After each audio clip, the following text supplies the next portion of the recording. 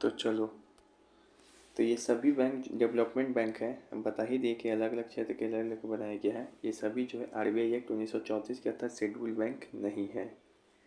अच्छा, ये schedule banks नहीं हैं, लेकिन भारत में हर बैंक RBI के एक्ट 1949 के तहत रेगुलेट होता है। याद रखेंगे, ये शेड्यूल बैंक्स नहीं है, डेवलपमेंट बैंक। Important point.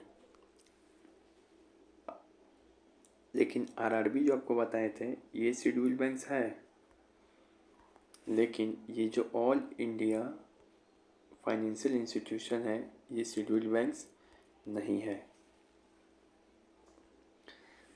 ठीक है। नाबार्ड, इसका स्थापना हुआ था 1981 के एक्ट के माध्यम से। 1982 में 65 ईयर प्लान में सी ब्रह्मन समिति की सिफारिश पे 100% पूरा शेयर भारत सरकार के पास ही है। सीडबी बैंक्स ये उद्योग के लिए है। इसकी स्थापना 1990 में हुई थी MSME की वित्तीय सहायता हेतु। इसका हेडक्वार्टर लखनऊ में है। NHB आवास बैंक, इसका स्थापना 1998 में हुआ था 1987 के एक्ट से। इसका हेडक्वार्टर दिल्ली में है। नेफेड ये अवसंरचना के लिए है।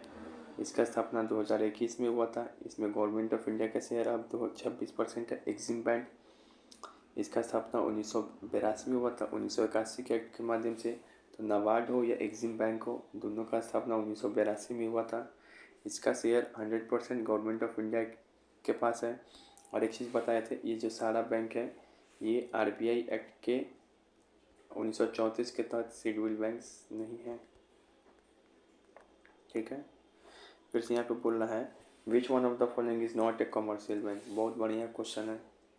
कमर्शियल बैंक बोल रहा है।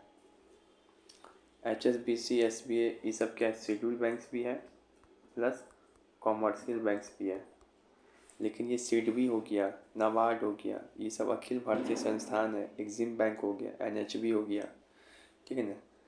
ये सब क्या है, ये सब शेड्यूल बैंक्स भी नहीं है और ना ही कमर्शियल बैंक है। ये सब ऑल इंडिया फाइनेंस इंस्टीट्यूशन है। और दूसरी बात हम बताए थे कि जो सीडबी बैंक है इसका स्थापना 1990 में हुआ था। निब्बा क्या करेगा, उद्योग। फिर उसे इसके बाद है loans are distributed at the village level by primary cooperative society. राज्य स्तर पे राज्य सहकारी, जिला स्तर पे केंद्रीय जिला और ग्राम स्तर पे प्राथमिक।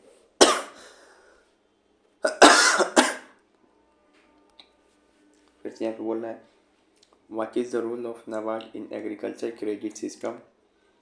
तो providing refinance and fund to bank and institution for agriculture development. एक तो रीफाइनेंस भी करता है नाबार्ड और फंड भी प्रोवाइड करता है। तो ये दोनों करता है। फार्मर को डायरेक्ट थोड़ी देगा ये, ठीक है। रूरल एरिया में रोड के लिए थोड़ी देगा, इंडिविजुअल को नहीं देता है। रीफाइनेंस करता है और फंड देता है बैंक को। नाबार्ड फॉर्मुलेटेड द किसान क्रेडिट कार्ड। किसान क्रेडिट कार्ड किसके सिफारिश पे चलाया था, रवि गुप्ता कमेटी। महगलाम कमेटी किससे संबंधित है, YH महगलाम माइक्रो फाइनेंस से।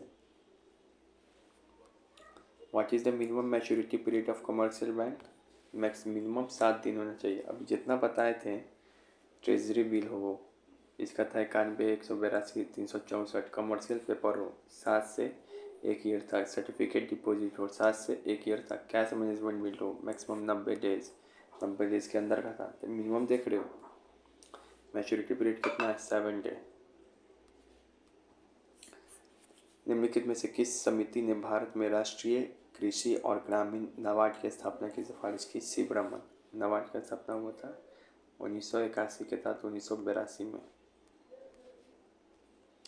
Export import one EXIM bank का स्थापना 1981 के एक्ट के माध्यम से 1982 में। CMGC नाबार्ड का स्थापना हुआ था।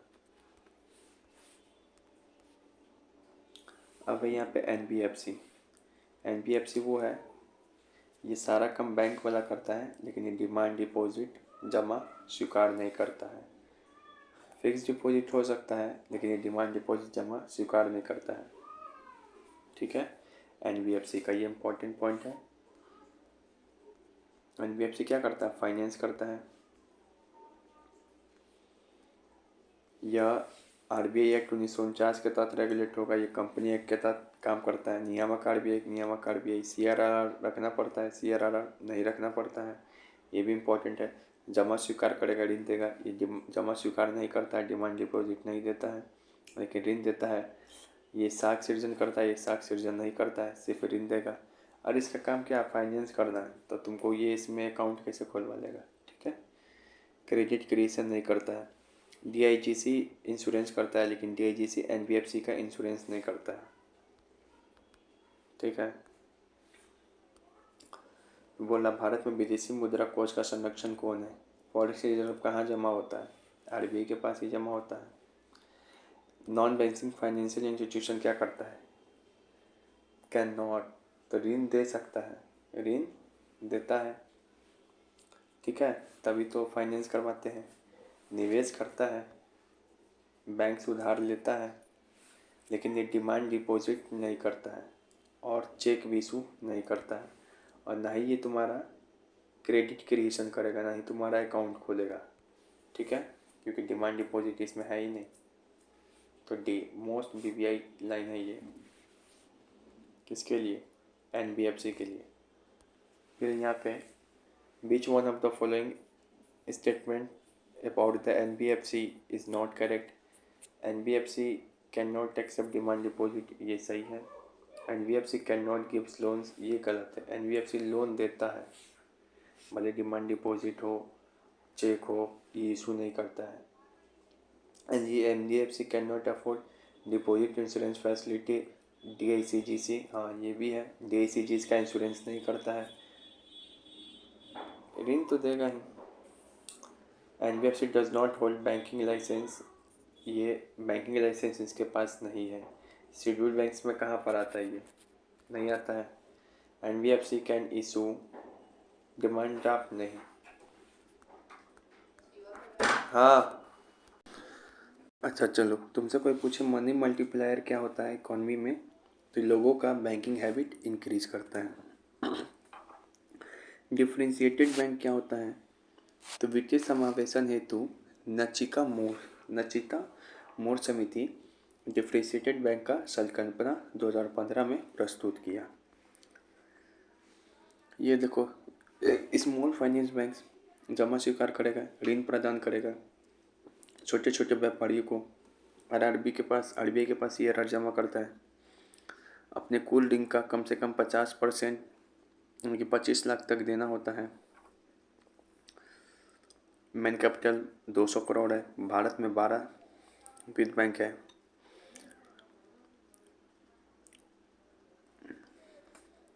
पेमेंट बैंक 2015 में यह केवल ऋण स्वीकार करता है, लेकिन ऋण नहीं देता। जमा स्वीकार करेगा, लेकिन लोन नहीं देगा। ये दोनों करता है, यही डिफरेंस है बीबीआई। स्मॉल बैंक भले छोटा है तो ये दोनों काम करेगा, लेकिन पेमेंट बैंक केवल जमा स्वीकार करेगा, लेकिन लोन नहीं देगा। उल्टा ही काम कर रहा है। पेमेंट है तो ऋण देना चाहिए, लेकिन ये लोन नहीं देगा। पेमेंट बैंक में कोई भी आदमी एक बार में 2 लाख से अधिक जमा नहीं कर सकता है। एटीएम डेबिट कार्ड जारी कर सकता है, लेकिन क्रेडिट कार्ड जारी नहीं करता है। क्रेडिट कार्ड जारी इसका नहीं करता है क्योंकि ये ऋण प्रोवाइड नहीं करता है। ठीक है, तो ये इंपॉर्टेंस है। रेमिटेंस सर्विस सीमा पार पर ट्रांजेक्शन लेने की अनुमति है। सऊदी का मजदूर एनआरआई जमा स्वीकार नहीं करता है। म्यूचुअल फंड आदि उत्पाद भी बेच सकता है। तो भाई मोटा मोटी यही समझ में आया कि नचिका मोर समिति के आधार पे 2015 में दोनों का स्थापना। स्मॉल बैंक दोनों काम करता है, जमा स्वीकार करेगा, ऋण प्रदान करेगा। ये केवल डिपॉजिट करेगा, ऋण प्रदान नहीं करेगा। इसका ये एटीएम कार्ड जारी करता है, लेकिन क्रेडिट कार्ड नहीं।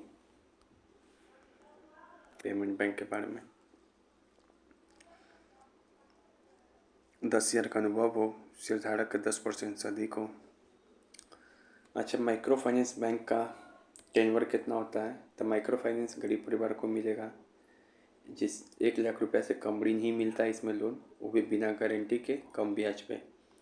36 महीने के लिए, लगभग 3 साल के लिए। ठीक है। Which of the following statement is the best defined the micro finance institution. Micro finance institution का बेस्ट डिफिनीशन क्या है? देखिए, नॉन प्रॉफिट ऑर्गेनाइजेशन है जो कि प्रोवाइड करता है फाइनेंशियल सर्विस जिसके पास लो इनकम है, इंडिविजुअल को या स्मॉल बिजनेसमैन को। अब माइक्रो फाइनेंस इंस्टीट्यूशन किसको मिलता है? 1 लाख रुपया से कब मिलता है? लो इंटरेस्ट रेट पे 36 मंथ, गरीब परिवार। Where is the head office of IRDAI. IRDAI का हेड ऑफिस कहाँ है? पेंशन वाला का, बीमा क्षेत्र का रेगुलेटर को हैदराबाद में, 1999। माइक्रो फाइंडर ये मोहम्मद यूनिस है। Full form of BCSSBI, banking code and standard board of India. Banking code and standard board of India. अब मनी ट्रांसफ़र टेक्नोलॉजी कौन कौन सा है? नेफ्ट है, RTGS है, एक IMPS है, UPI, अब भीम है। तो आपको याद रखेंगे कि नेशनल इलेक्ट्रॉनिक फंड ट्रांसफ़र, सबसे पहले तो ये याद कर लो। तो नेफ्ट हो या RTGS हो, NR, ये दोनों बनाया है RBI, जबकि IMPS, UPI, भीम ये NPCI बनाया है। ये कौन बनाया है? NPCI बनाया है। जबकि नेफ्ट या RTGS हो, ये RBI बनाया है। उसके बाद यहाँ पे याद रखो बेसिस क्या है नेफ्ट, RTGS, IMPS का? Maximum minimum limit. तो देखो, नेफ्ट में कोई मैक्सिमम लिमिट नहीं है, RTGS में कोई मैक्सिमम लिमिट नहीं है, IMPS में मैक्सिमम लिमिट है 2 लाख। तो नेफ्ट, RTGS में कोई मैक्सिमम लिमिट नहीं है। नेफ्ट में मिनिमम 1 रुपया, RTGS में 2 लाख रुपया, IMPS में 1 लाख रुपया। 1 से 2 लाख, 2 लाख से नो लिमिट, 1 रुपया से नो लिमिट। नेफ्ट है हाफ आवर में, ये रियल टाइम में, IMPS भी रियल टाइम में। रेगुलेट RBI और ये भी RBI। Charge no charge, no charge, लेकिन IMPS में चार्ज लगता है। तो यही बात याद रखो। अच्छा, नेफ्ट का फुल फॉर्म क्या है? National electronic fund transfer, real time gross. IMPS में ही मैक्सिमम लिमिट है 1 रुपया से 2 लाख। इसमें नेफ्ट में 1 रुपया से नो लिमिट, RTGS में 2 लाख से नो लिमिट।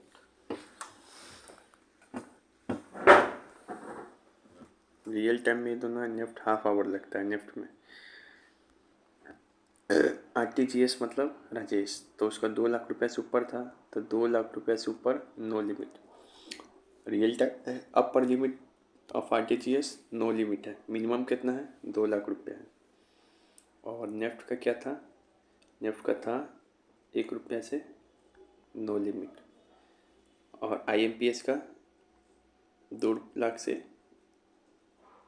बोले 1 रुपया से 2 लाख।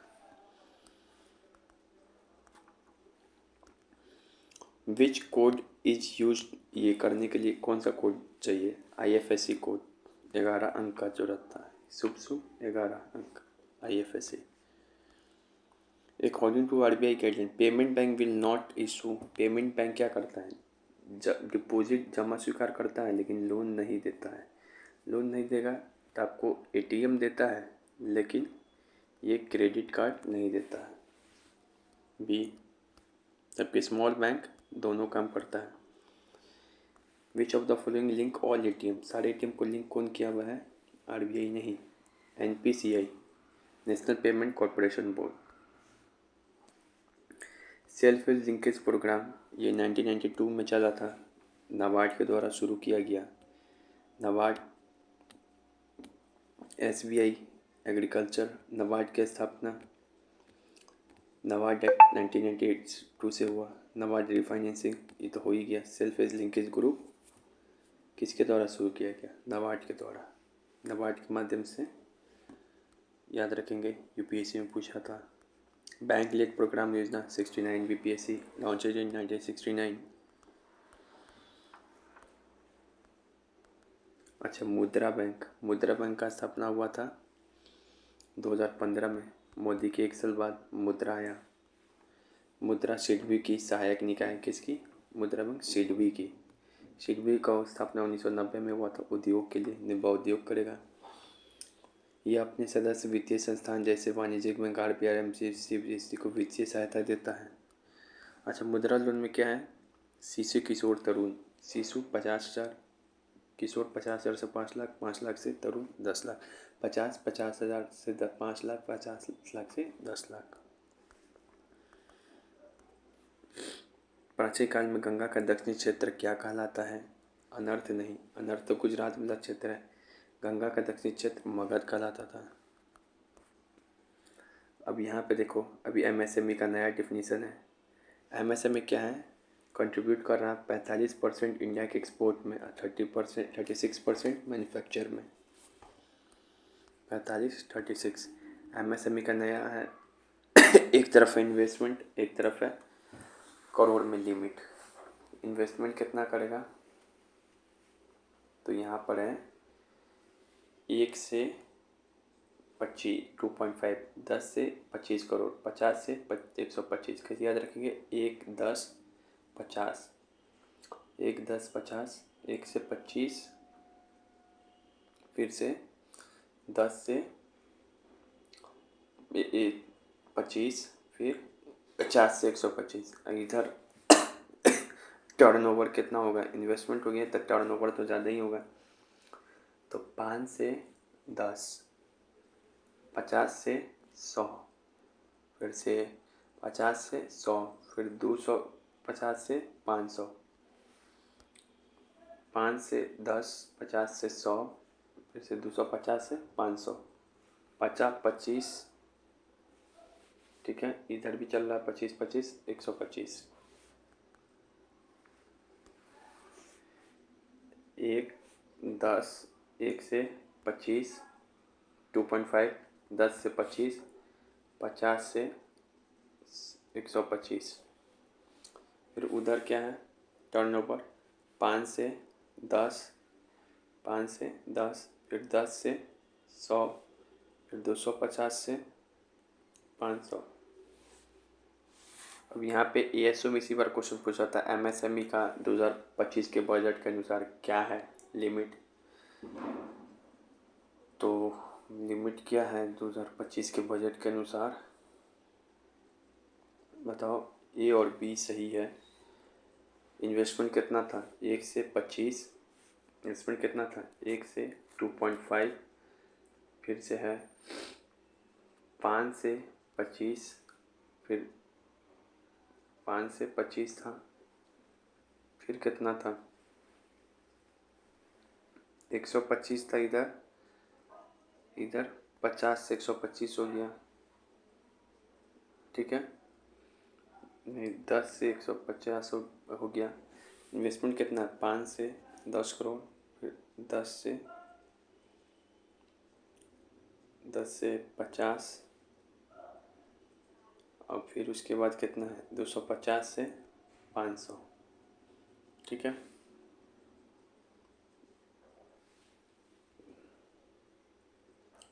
10 से 100, 10 से 100, ठीक है।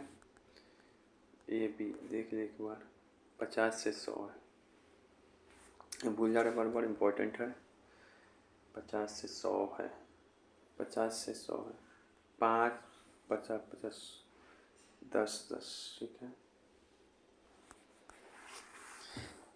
प्रधानमंत्री मुद्रा योजना कब आया? तो 2015 में, मोदी के 1 साल बाद मुद्रा आया। पद्म पुरस्कार कितनी श्रेणी में दिया जाता है? तो 3 श्रेणी में। कितनी? 3 श्रेणी में। Padma Bhushan, Padma Vibhushan, Padma Shri. Who was the PM जो बैंक का नेशनलाइजेशन हुआ 1969 में या 1980 में? एक तो 19 जुलाई 1969 को हुआ, 15 अप्रैल 1980 में। 1969 में 14 बैंक का राष्ट्रीयकरण हुआ, 50 करोड़ राशि थी। 1980 में 6 बैंक का राष्ट्रीयकरण हुआ, 200 राशि थी। आईजी के समय हुआ 1969 में। 14 बैंक कौन कौन है? तो सारे सरकारी बैंक, लेकिन कुछ बैंक को छोड़ के। पूछेगा भी, Allahabad bank, bank of Baroda, ये सब सरकारी ही हैं। इंडस बैंक, देना bank, Vijaya bank, UCO bank, syndicate bank, भले अभी सबका विलय हो गया है, यूनियन बैंक ऑफ इंडिया। तो ये सारे जितना सरकारी है ये सब 1969 में हो गया। 14 सिर्फ 6 वो 14 का नाम तो याद नहीं रख सकते हम, सिर्फ 6 वो जो बैंक है जिसका 1980 में हुआ था 200 करोड़ के साथ, उसका नाम याद रख लो। कैसे याद कराए थे? अंधा विजय ओड़ी संघ पंजाबी में न्यू बुक को पढ़ा। अंधा मतलब आंध्रा बैंक, विजय मतलब विजया बैंक,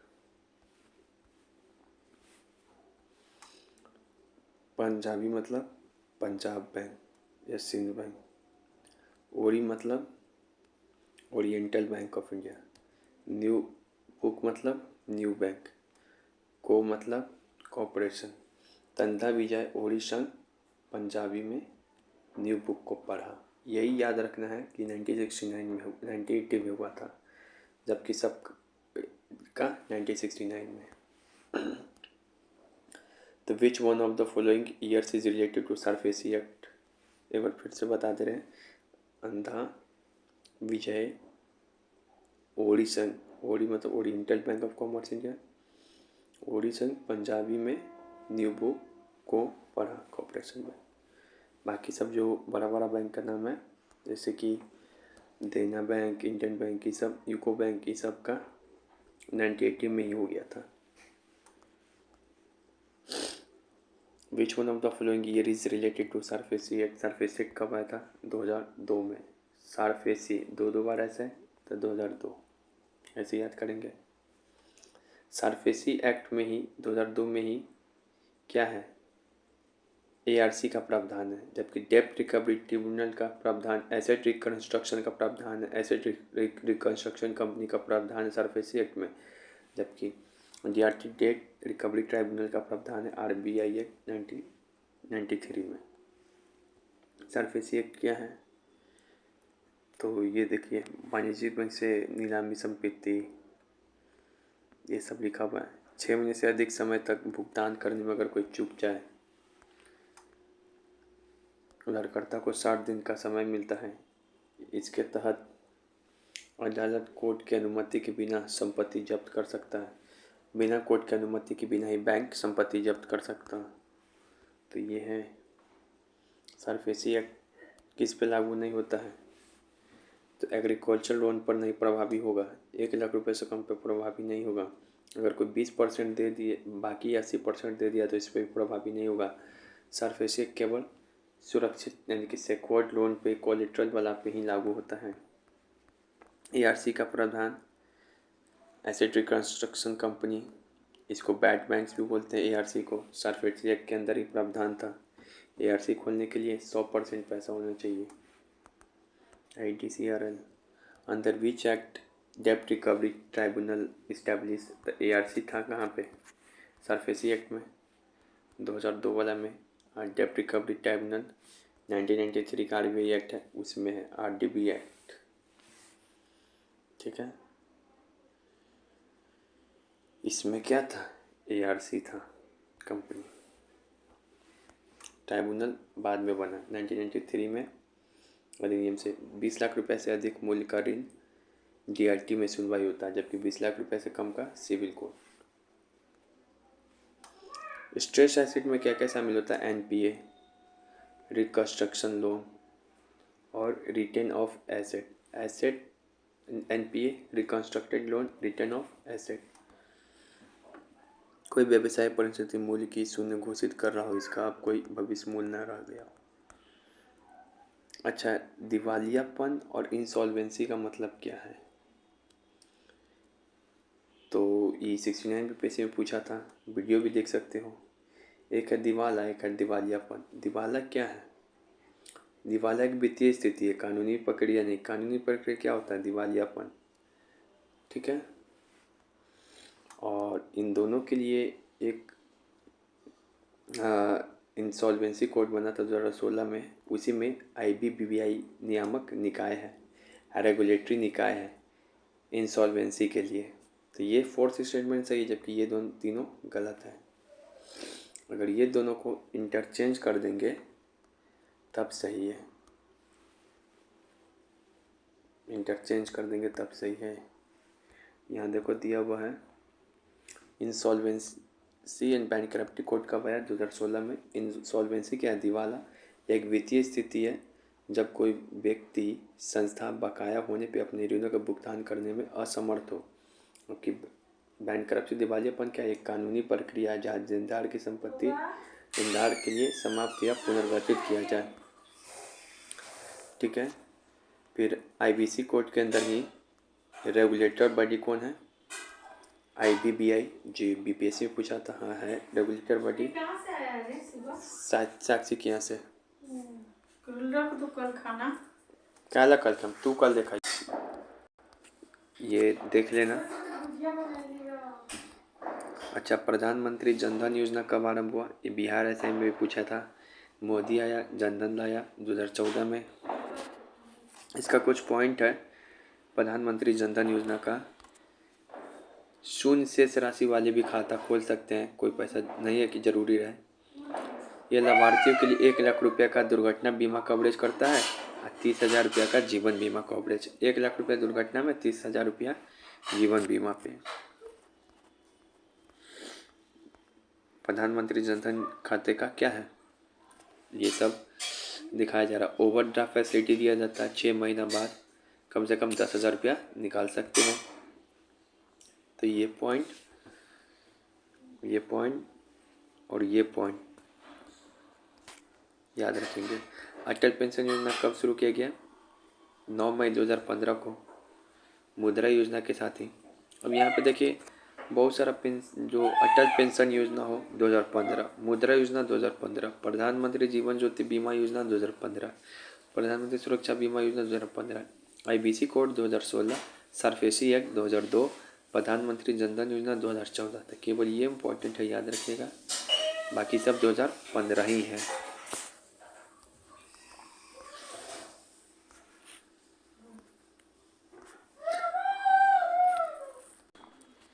यहाँ पे याद रखो इसी बार बिहार ईएसआई में सवाल पूछा था ना कि किस नोट पे किसका चित्र है। Grade set. अब देखो इसी बार सवाल पूछा था तो हम लोग फंस गए थे बिहार ईएसआई में कि ट्रैक्टर किस पे साइन है, तब 5 रुपया वाला पे, कोणार्क टेम्पल 10 रुपया वाला पे, इलोरा कैप्स 20 रुपया पे, लोरा 2020 में होता है तो 20 रुपया, हम्पी किस पे है 50 रुपया पे हम्पी, रानी का वाव ये पूछा था 100 रुपया पे वाव रानी का वाव जो कि स्टेपवेल इन गुजरात में, सांची का स्तूप 200 रुपया पे, सच्चे का स्तूप 200 रुपया पे, दो SS, रेड फोर्ट 500 में गए, लाल किला 500 में गए, लाल किला 2000